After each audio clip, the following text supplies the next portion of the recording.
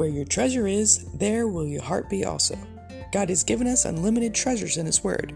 Every time we open it, we can discover a new treasure or admire an old one. What will we find today? Let's dig in. Here's Carla Early with Treasure Hunt in the Word.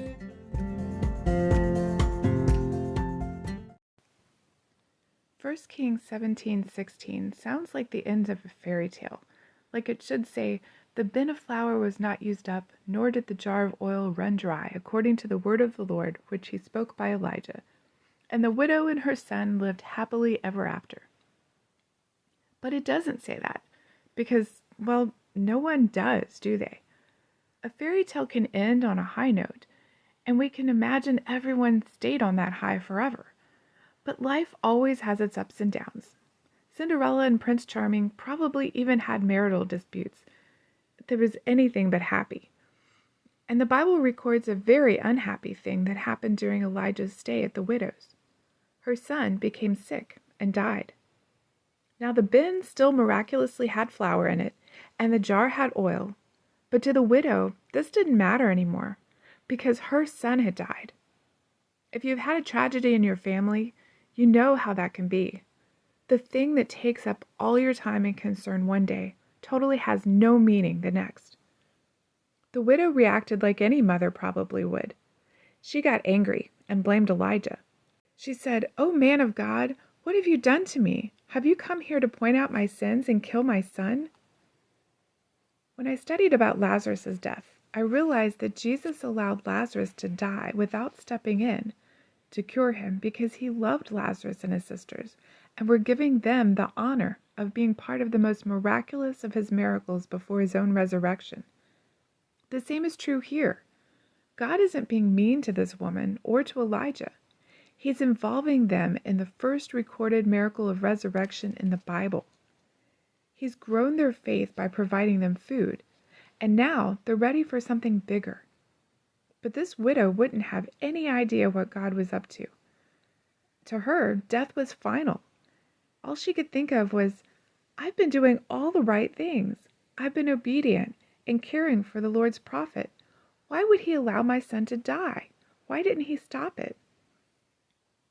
She only knew one thing to do: take her son to Elijah. When Elijah, who by the way didn't know what God was getting ready to do either, told her, "Give me your son," she allowed him to take the boy without a fuss. Not long after, they both came walking down the stairs, wiping away all of her questions and doubts. This solidified her faith.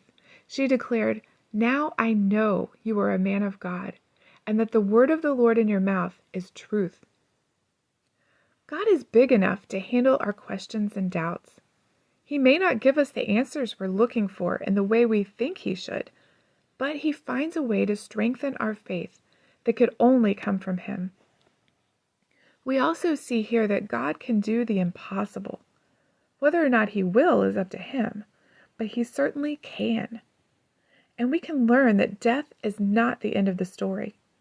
That boy eventually died again, but even then his story didn't end. It continued into eternity, and he will rise a second time if he was a true believer in the Lord. One thing I noticed was that the mother had to let go of her child so God could do what was best for him and give him new life. I'm trying to do that myself. With my children both out of the house and relatively on their own, I've got to leave them in the capable hands of their loving Heavenly Father and pray that they will follow Him. How about you? Do you have questions only God can answer?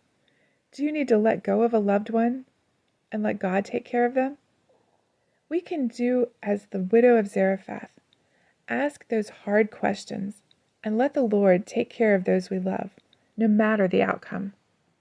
You can contact us at treasurehuntintheword@gmail.com. We'd love to hear the treasures God has given you through His Word. You can listen to other episodes at our website, which you can find in the description below. Thanks for listening, and remember, where your treasure is, there will your heart be also.